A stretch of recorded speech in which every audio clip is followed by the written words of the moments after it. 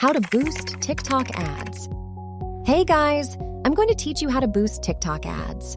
TikTok is a powerful platform that can be used to reach a large audience, generate leads, and drive sales. But how do you do it right? That's what I'm going to show you today. What is TikTok boosting?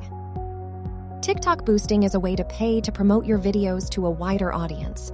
When you boost a video, it will show up in the For You page of people who are interested in the same things as you. This is a great way to get your video seen by more people and drive traffic to your website or landing page. How to boost a TikTok video. To boost a TikTok video, you'll need to have a TikTok business account. Once you have a business account, you can go to the Promote tab and select the video you want to boost.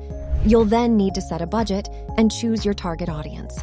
You can target people by demographics, interests, and even keywords. Once you've set your budget and target audience, you can start your promotion. Tips for boosting TikTok ads. Use high-quality videos. Your videos should be well-lit, well-edited, and engaging. Use relevant hashtags. When you use relevant hashtags, your videos will show up in search results for those hashtags. Target the right audience. Make sure you're targeting people who are likely to be interested in your product or service. Set a realistic budget.